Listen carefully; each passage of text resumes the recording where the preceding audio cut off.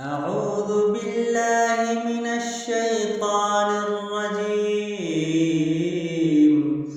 بسم الله الرحمن الرحيم. ألف لام ميم. ذلك الكتاب لا ريب فيه هدى للمتقين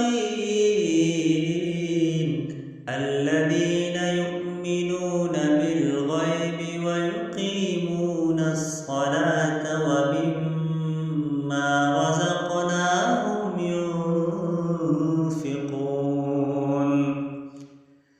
والذين يؤمنون بما أنزل إليك وما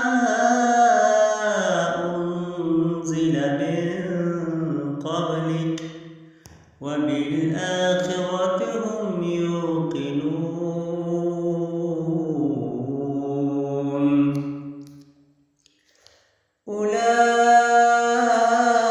أولئك على هدى من ربهم وأولئك